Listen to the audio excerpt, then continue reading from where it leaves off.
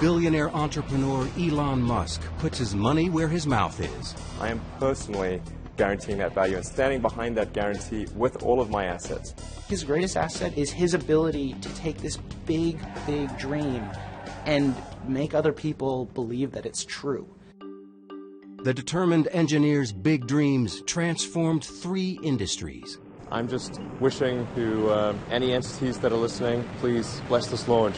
Here's an immigrant from South Africa coming to America to say, NASA, that whole rocket thing you're doing with the space shuttle, I've got a better way.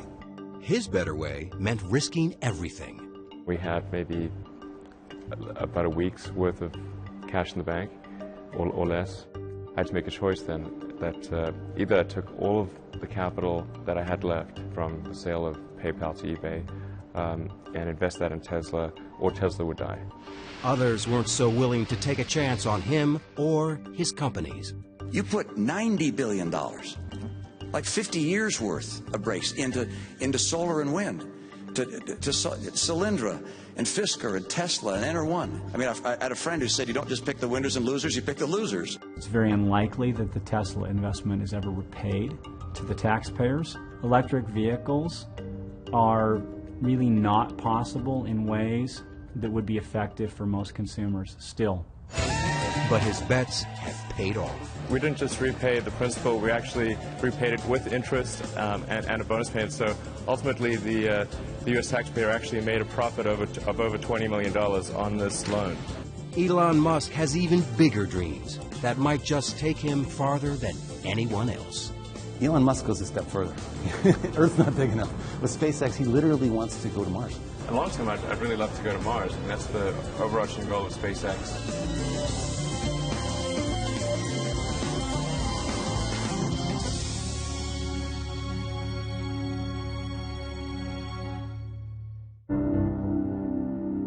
When I was a little kid, I was really scared of the dark.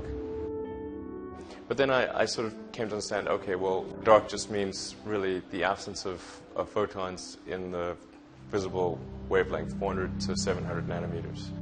It's hard to believe that entrepreneur Elon Musk was ever afraid of anything. And Elon said, darkness is merely the absence of light. Then I thought, well, it's really silly to be afraid of a lack of photons. Then I wasn't afraid of the dark anymore after that. Once one of the kids said to him, look at the moon, it's 1 billion miles away. And he said, well, no, it's actually under 250,000 miles away. And they said, oh, Elon!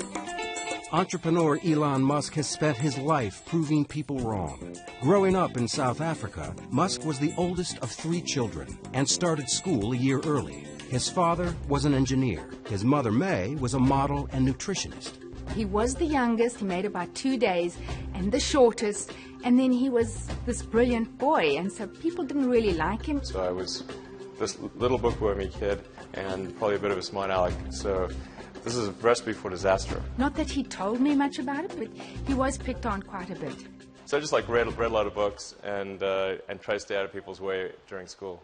And so his social life was much less than my other 2 kids. And that's a typical nerd. I read all the comics I could buy or that they'd let me read at the bookstore before chasing me away. I read everything I could get my hands on from when I woke up to when I went to sleep. At one point I really ran out of books and started reading the encyclopedia. And he has a photographic memory, so he could remember everything. Anytime I had a question, my daughter Tosca would say, call Genius Boy. His brother, Kimball Musk. When Elon was 10 years old, he got tested by IBM, and he was found to have one of the highest aptitudes they'd ever seen for computer programming. I tried taking some computer classes, but I was way ahead of the teacher, so it didn't really help. So I started programming a space game called Blastar. Musk, already thinking like an entrepreneur, figured out how to sell his game. And I don't think they realized I was 12.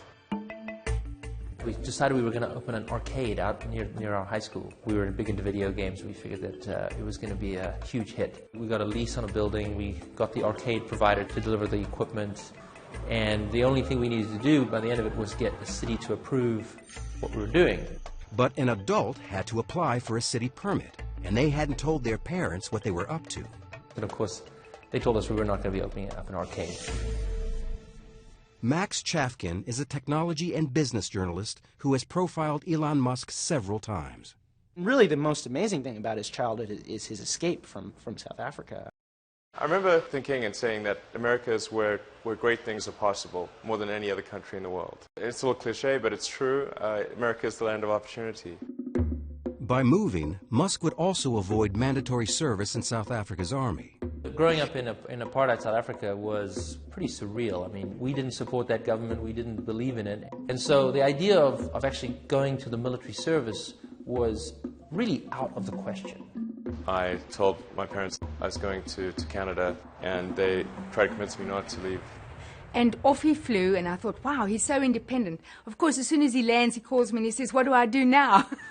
So I bought a bus ticket from Montreal to Vancouver, and that allowed me to kind of see Canada, at least from the highway. He worked at odd jobs across the country before settling at Queen's College in Toronto. In fact, when I went to college, I rarely went to class. I'd just read the textbook and then show up for exams. The big appeal of the university was being able to date girls my own age. I actually met my first wife there. Musk got an engineering and business degree from the University of Pennsylvania and a scholarship to go to Stanford. Silicon Valley was the promised land. I really wanted to just kind of go where the really exciting breakthroughs were occurring. Elon had this ability to look at the world and go, this is a real problem that's going to happen in 20 years. He looked around and he saw that the world-changing stuff was not happening at Stanford. I didn't even go to class. I called the chairman of the department and said, I'd like to try starting this internet company.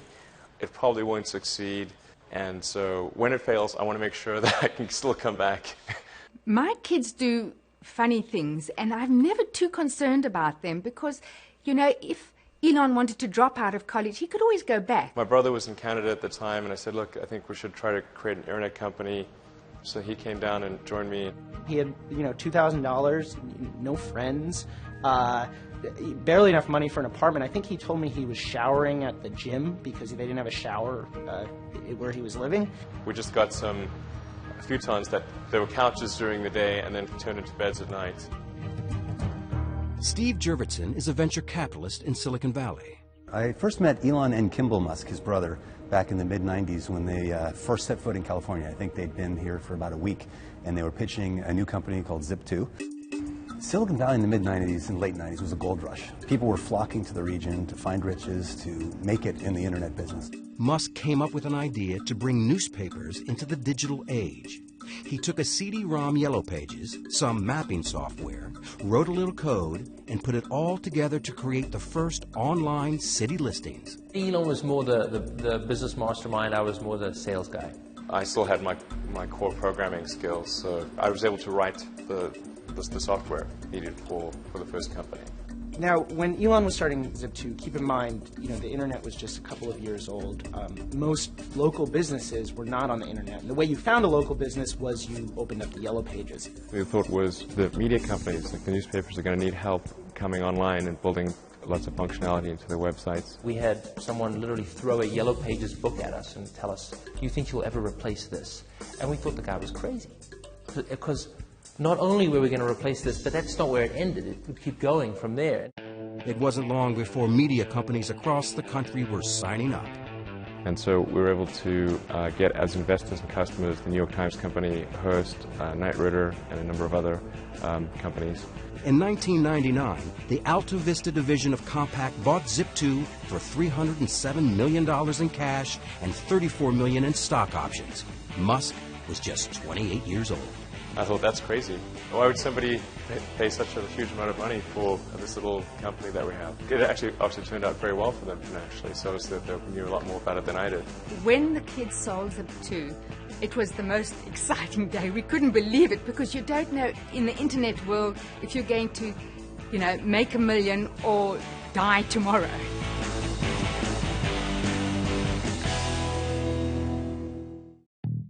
In February 1999, Elon Musk sold his first company. At 28, he joined the ranks of Silicon Valley millionaires.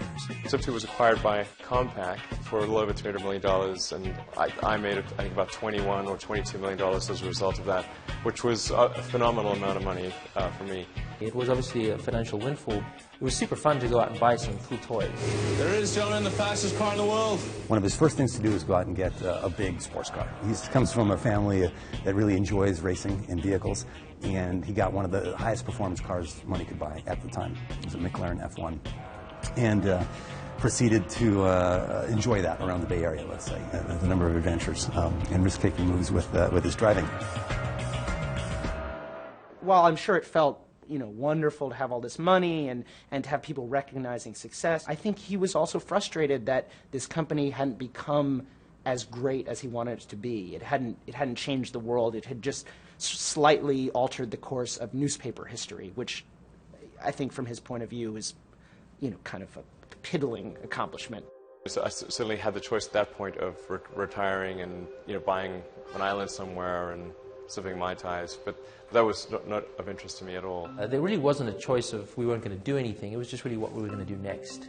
In Elon's case in particular, it was really just a stepping stone. The goal in doing my second internet company was to create something that would have a profound effect. And it seems to me that the financial sector had not seen a lot of innovation on the internet. And money is really just an entry in a database. And it's low bandwidth. It seems like it's something that should lend itself to innovation. He was very rich. I mean, just more money than most people could dream. And he took almost no time in between that sale and starting the company that became PayPal. Musk's new company created something we take for granted today. It changed the way the world buys things, the way money is transferred from one person to another. At the time, transactions were very slow. People would have to mail checks to each other, so it could take weeks just to complete a single transaction. With his windfall from the sale of Zip2, Musk quickly turned around and founded X.com to make electronic cash transfers possible. But his new company collided with a rival mobile payment company called Confinity. And they were really competing against each other, and the real enemy at the end of the day was eBay. We combined our efforts in order to compete effectively against eBay's built-in system. They called the new company PayPal. When he looked at PayPal, his goal was not to create a place you could do person-to-person payments. His goal was to transform the financial industry. We're able to become the leading payment system in the world, and then eBay finally threw in the towel and acquired PayPal in early 2002. Musk and his partners sold PayPal for $1.5 billion. Musk was the largest shareholder and walked away with $180 million. He was 30 years old. I could have bought probably a chain of islands, but that again, that was obviously just not of interest to me. Islands weren't of interest, but outer space was. It's just a much more exciting, inspiring future if we're out there exploring the stars, as opposed to a future where we are forever confined to Earth. I was thinking, well, I wonder when we're going to Mars. When is NASA going to go to Mars? And I went to the NASA website, and there was no plan to go to Mars, and no plan to really even take the next step in space exploration. This is Elon saying he wants to go and enable the human civilization to leave the planet Earth. It's about as big a vision as you could possibly imagine. And that's going to require funds, and he has enough funds to go do it, so he's going to go do it. Musk had the outrageous idea that private enterprise could actually re-energize space travel. And in June 2002, he founded Space Exploration Technologies, or SpaceX. Elon was the only funder of the company for its early years. Another incredibly risky move to say, nobody on the planet thinks this idea is financeable. I'm going to fund all of it myself, to the tune of almost $100 million, which was the majority of his net worth at the time, into a dream to take on the military-industrial complex. Here's an immigrant from South Africa coming to America to say, NASA, that whole rocket thing you're doing with the space shuttle, I've got a better way. I actually traveled to Russia 3 times to look at buying a refurbished ICBM without the nuke. And I came to the conclusion that the thing that was really holding us back from making much more progress in space was really that rockets had not evolved since the 60s. So the trick isn't figuring out how to get to orbit, it's figuring out how to get to orbit cheaply. So I had to come up with lower-cost ways to produce engines, the primary structure, the electronics, do the launch operation, as well as run the company with very little overhead. And the sum of inventions in all those areas is what has led us to a roughly 3- to 4-fold improvement over the cost of other rockets in the United States. What SpaceX has been very successful at is taking basically off-the-shelf technology, stuff that was developed by NASA 50 years ago, and streamlining it. So in that way, he's kind of the Henry Ford of space, because Henry Ford didn't invent the automobile, he just figured out how to make the automobile, commercially viable. Musk was more than just an entrepreneur. If you ask Elon how he managed to teach himself rocket science, he'll just look at you very seriously and just say very quietly, "I read a lot of books."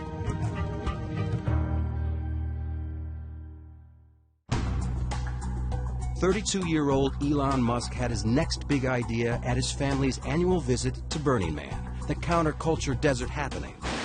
Although still fascinated by rockets and fast cars, he wanted to find a way to end Earth's addiction to fossil fuels. I was one that suggested the idea of going into the solar power arena to Lyndon and Peter Wright, my cousins. He basically hands this idea to his cousins and says, "If you want to start this, I will fund you, and it'll be your company, but I'll be the chairman." And they say, "Okay," and it works almost perfectly. What they've figured out is that if you sort of do 100 things 10% better in the area of solar cell installation for homeowners, you can dramatically consolidate an industry that's currently a bunch of mom and pop shops. So what Solar City did was they said, how about no money down? You want solar cells? We'll just put them in. You don't pay a cent. Right? It's like leasing a car, but even better. Solar City started in 5 western states and soon grew into the largest solar service provider in the U.S. The solar cells keep going. Solar City then owns those at the end of the lease. So it's a fascinating business model where in the long term they may become the largest energy generator in America off all of these rooftops. But renewable energy was just one part of a much bigger goal. Musk had a more ambitious plan for a sustainable future. He had this idea that he wanted to make electric cars, help humanity get off fossil fuels. And so Solar City is about sustainable energy creation, whereas Tesla is about sustainable energy consumption. In April 2004, Musk helped launch Tesla with $6.3 million of his own money. It was the first auto industry startup in decades, and the only one born in Silicon Valley. And it's really pretty simple. It's, make a high-priced car at low volume, because that's essentially the only thing we could afford to do. And then step 2 is a medium-priced car at medium volumes, and step 3 is a low-priced car at high volumes. Tesla's plan was to introduce a high-end, high-performance product to first attract outliers, then make an affordable car for the masses. Tesla's co-founder and first CEO, Martin Eberhard. We expect to change the way people think about electric cars with this car, and that we hope to open the market for us to sell other electric cars. But we also know that if you start off by saying, let's first change human nature and make everybody drive crummy little cars, that doesn't work. So instead, let's build a car that people want to drive. Let's build a car that's hot and desirable and beautiful, and convince people that driving an electric car is not a compromise. This idea of actually going in and putting it in a high-end car and breaking the mold of what an electric car was exciting. This is no longer going to be a golf cart. This is going to be a Ferrari. Any cops watching? Nope. Coast is clear. When we first saw Tesla, it had a good explanation for how they get to market without having to spend exorbitant amount of money, how they would create a brand and an object of desire in consumers, and each part of the story clicked together. He talked about Silicon Valley smarts being able to show Detroit how to do something that Detroit didn't think was possible. It's batteries, it's drive electronics, it's electric motors. Those are skills that are present in Silicon Valley and not present in Detroit. Tesla's revolutionary technology for the Roadster started with a computer battery as the power source for the automobile. J.B. Straubel, Tesla's chief technology officer, was the main designer of the electric powertrain. For the first time, it was possible to drive over 200 miles and have performance that was directly competitive with what a gasoline car could do.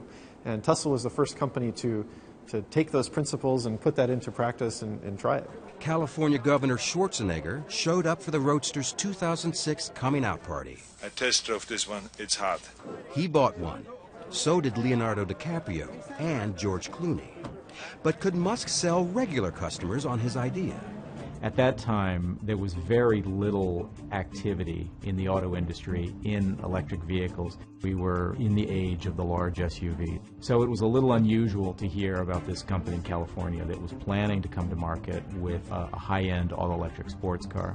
We were very passionate about trying to make sure that this car was going to just throw down the gauntlet on what the technology could do and really prove to the world that electric vehicles, could be incredibly fast and could have incredibly long range. There was kind of a sense of adventure, doing these things for the first time and doing it in a really scrappy way. We did some of the very first battery packs in my garage in Menlo Park before we actually were able to rent a real office. The big issue for Tesla, as with all electric cars, has been the batteries, their cost, and how long they last. Eric Noble is president of CarLab, an automotive consulting firm that evaluates new cars and trucks. American consumers are very ready for battery electric vehicles. Unfortunately, battery electric vehicles aren't ready for American consumers. The first results at Tesla seem to support this gloomy forecast. Tesla, when we first started out, the thought was simple and really, obviously, in retrospect, quite naive, which was to make use of some technology that we develop ourselves, but also some technology that we'd license from AC Propulsion, put that together and create an electric sports car that would be compelling. So, let's see, where did that fall apart? It fell apart when the team told Musk that the projected cost had skyrocketed from $65,000 to $140,000. As the problems mounted, Musk faced a do-or-die decision at Tesla. He would have to choose between investing his PayPal payoff or let his new company collapse. And Elon was looking at this and saying, the dream is still there, but oh my gosh, what have I got? I've got to get this under control.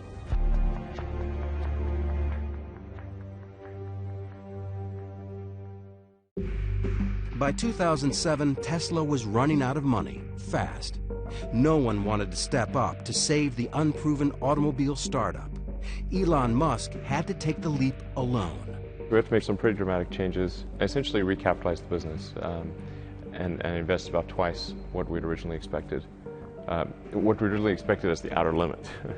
Basically, Tesla got to this point where they only had enough money in the bank for a couple of months, and there's nobody around who are willing to put more money in. So I had to take all of my reserve capital and invest it into Tesla, which was very scary because, it would obviously be quite sad to have the fruits of my labor with Zip2 and PayPal not amount to anything. But there was no question that I would do that in my own mind because Tesla was too important to let die. I'm available 24/7 to help solve issues. Right. Call me 3 a.m. on a Sunday morning, I don't care. We had to go in and make some really hard decisions on personnel changes, and Elon really had to dedicate his time to the company. I want names named. So if someone's always on the hot seat and is always the root cause for problems, they will not be part of this organization long term. It's not okay to be unhappy and part of this company.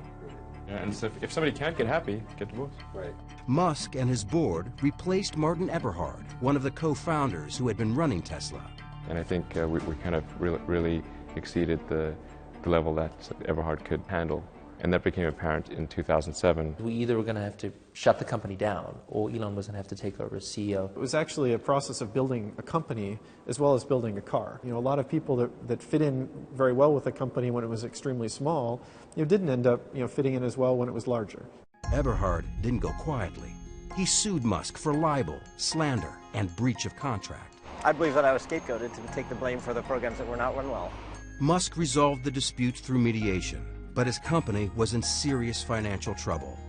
In September 2007, Musk flew to Germany with a scheme to raise extra cash by forging an alliance with Daimler-Mercedes. Daimler is the company that invented the internal combustion engine car, the maker of Mercedes, Smart, and their endorsement carries a great deal of weight. So that was just a very important moment. He had to convince the company that Tesla could supply battery packs for its cars. They were skeptical. Really, the key thing with Daimler was to demonstrate hardware that worked. You know, if they can't touch it, they can't drive it, it's not particularly real. He pushed his team to retrofit a Daimler smart car with Tesla's electric motor. But first, they had to find one. The challenge of converting a smart car to electric was doubly difficult because we couldn't find a smart car. The smart car was not for sale in the United States, so we had to send somebody down to Mexico to buy a smart car, bring one to the US, and then the smart car is really tiny, so we had to fit a motor and power electronics and charger and everything in the smart car. The challenge was daunting. To replace the smart car's gas engine with a Tesla drivetrain and battery, fit it in the tiny space under the hood, and do it all in less than 4 weeks. We didn't have much time at all. We knew that from the beginning, and we kind of prepared for almost battle and, you know, set up a war room in the shop. They worked around the clock, stealing naps on the factory floor, right up to the deadline. The Daimler executives arrived not at all convinced that it made any sense to work with an American car company, let alone a little tiny American car company in Silicon Valley.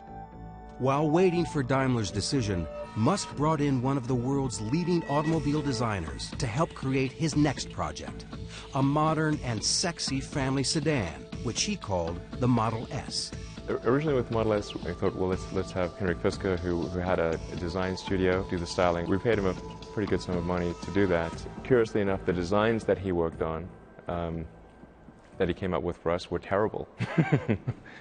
And what he didn't tell us was that he was actually working on a competing car company. Tesla officials claimed that perhaps Henrik had come in to learn what Tesla was doing, while all along he was planning to form his own company, do his own vehicle. We were pretty upset with him for basically taking what were at the time the original specifications for the Model S and then going and shopping a business plan to create that same car. Tesla sued him, he sued Tesla, and there was all kinds of, infighting. Henrik Fisker wouldn't grant Bloomberg an interview, but he told us that, "I believe there is enough space in the market for several new car companies that pursue a new type of electrified powertrain with different philosophies." In November 2008, the court ruled in Fisker's favor. It was a setback for Musk, who was also going through a tough time personally. After 8 years of marriage and 5 children, Elon and Justine Musk divorced. I got divorced, personal life in somewhat of a shambles, and in addition getting attacked by some in the media, my ex-wife, every bad thing you could imagine. There was more bad news when his bold space transport company SpaceX again failed to get a rocket into orbit. The first launch didn't get very far, got about a minute up, and then there was an engine fire, and that was it. The second flight actually did make it to space, but not to orbit. And then also with Flight 3, we didn't get all the way to orbit. He started saying, "I've got enough money for 3 cracks at it." He put $100 million of his own money, and he sort of hinted at the idea that after 3, if he didn't make it, it would be over. SpaceX would die. Musk burned through the $100 million he had sunk into SpaceX. Now he was on his way back to the drawing board. 3 days after the failure, he announced, first that he knew what was wrong. He announced that they'd raise money to finance a 4th launch, and the 4th launch was going to happen in a matter of months, which in the rocket industry was a crazy announcement. We were able to solve the problems, and then just as we'd solved those problems, we ran smack into the worst economic recession since the Great Depression. It's been one of the darkest days on Wall Street in recent memory. Stock markets falling the most since 9/11, the Dow off more than 500 points. This is what financial Armageddon looks like. Red screens that scream sell, sell, sell.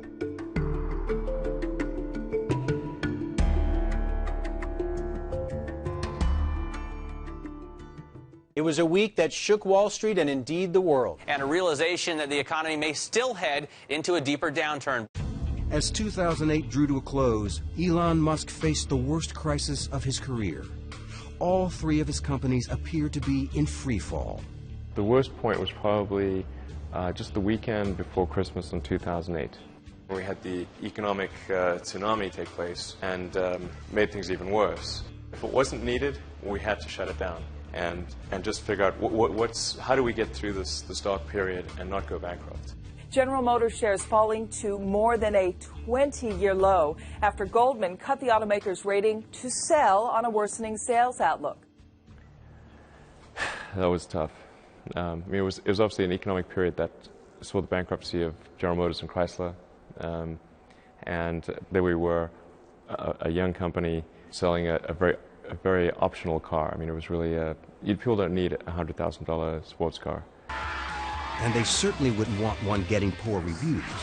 The popular BBC program Top Gear took the Tesla Roadster on a test drive in December 2008. This car then really was shaping up to be something wonderful. But then... although Tesla say it'll do 200 miles, we worked out that on our track it would run out after just 55 miles. And if it does run out, it's not a quick job to charge it up again. The combative CEO charged the incident was faked and said he had proof that the Roadster had not run out of power. He sued the BBC to block reruns of the show. The case was later dismissed. But things would get even tougher. His energy company, Solar City, foundered. The bank that had backed their leases pulled out of the deal. I certainly did not anticipate that we would have the worst economic climate since the Great Depression, and one which was disproportionately bad for cars. I mean, General Motors went bankrupt. I mean, General effing Motors, you know? Musk was in the fight of his life.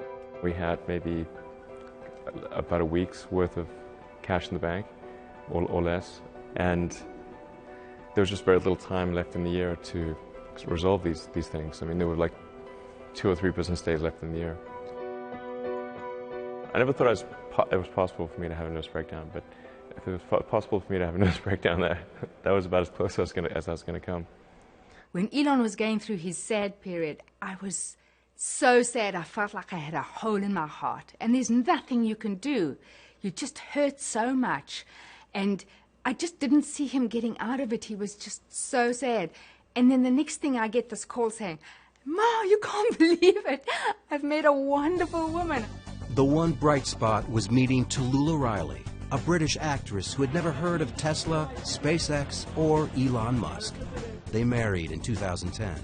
I thought he was some sort of hapless engineer that had wandered into a London club, and he just looked so forlorn. He was sort of just sat in a corner on his BlackBerry, and he just looked really out of place and sad. I was, trying to be very sweet to him and sort of humouring him, going, "Oh yes," when he was going, "This is my rocket, and this is my car." Musk's personal life was looking up, and the future of SpaceX was finally taking off. We have liftoff. The 4th attempt to launch the Falcon 1 was a huge success. And 3 months later, NASA rewarded SpaceX with a $1.6 billion contract to resupply the International Space Station. But Musk had no time to celebrate. Tesla was on the verge of financial disaster. I had to make a choice then that either I took all of the capital that I had left from the sale of PayPal to eBay and invest that in Tesla, or Tesla would die. The company is really teetering on the brink of failure. And there's this board meeting late in 2008 where they're discussing what's going to happen. And Elon just says, well, I'm going to raise a $40 million round to keep the company going. And the board members are kind of wondering, well, how's he going to do that? And he says, I'm going to put it all in myself.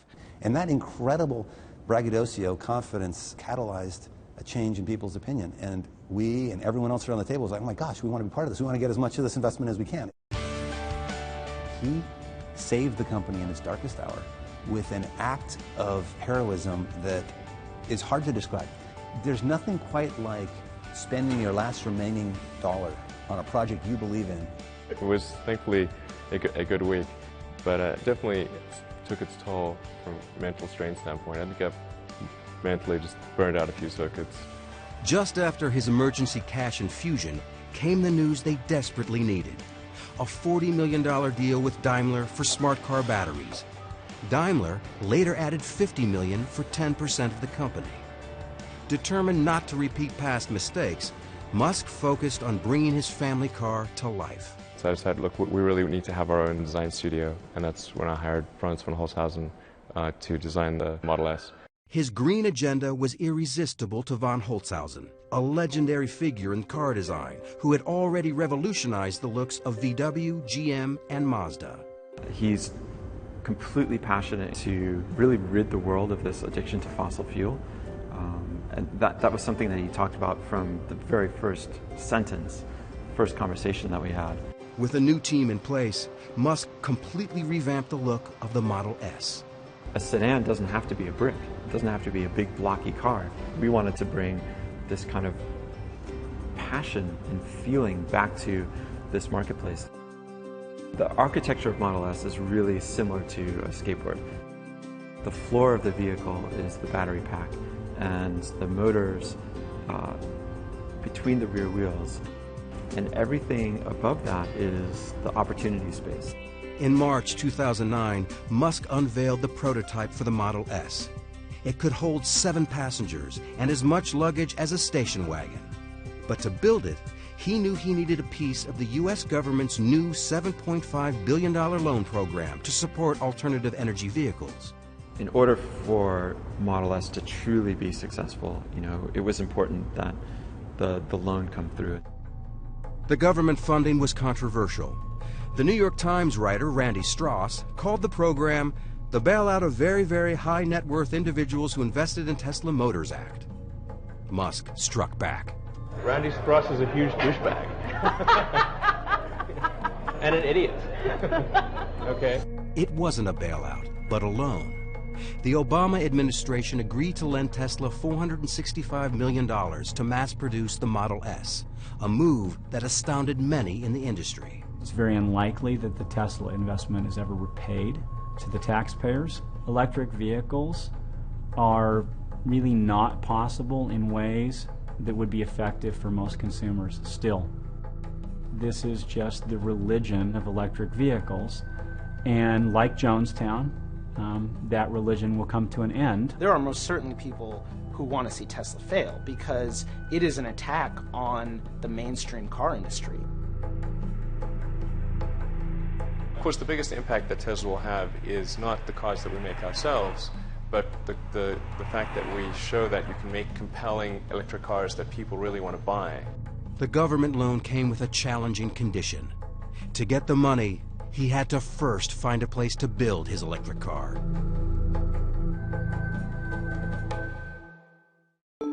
Tesla burned through $300 million since 2003.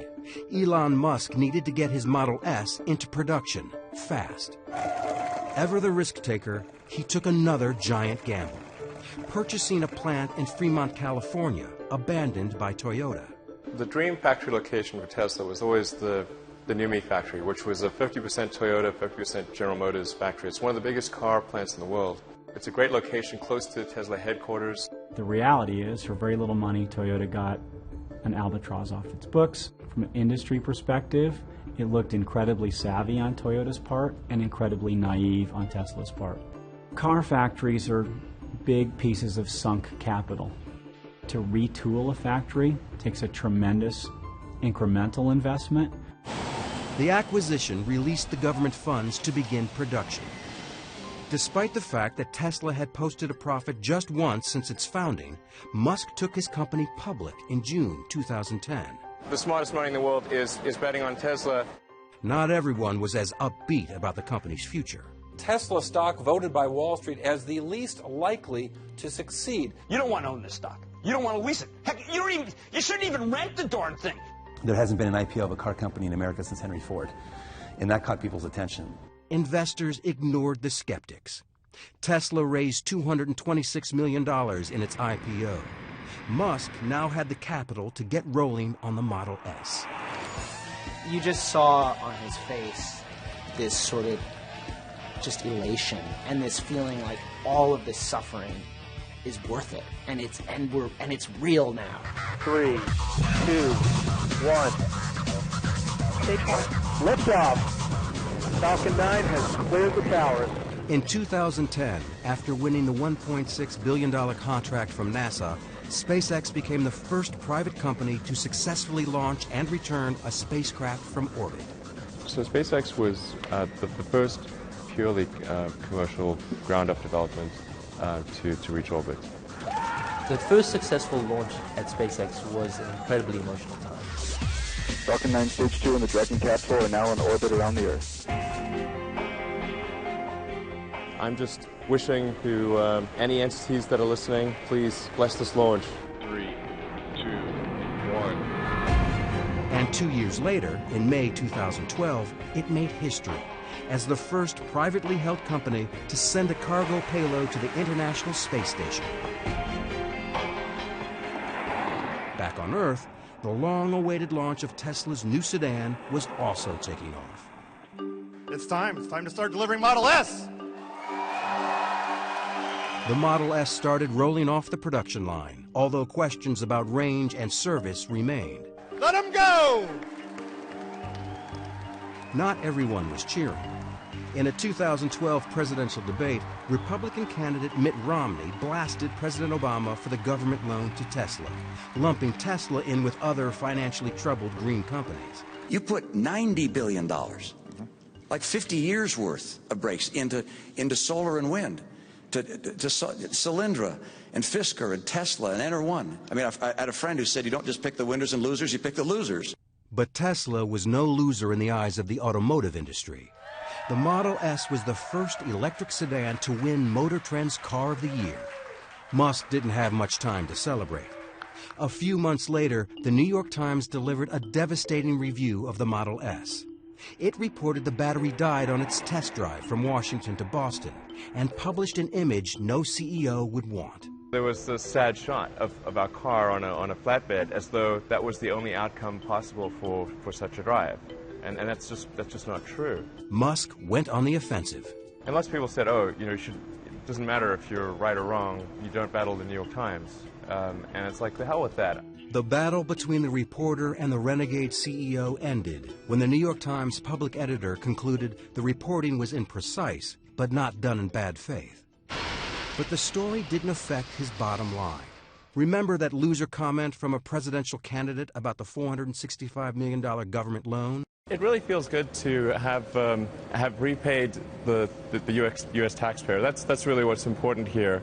And we didn't just repay the principal, we actually repaid it with interest and a bonus payment. So ultimately the U.S. taxpayer actually made a profit of over $20 million on this loan.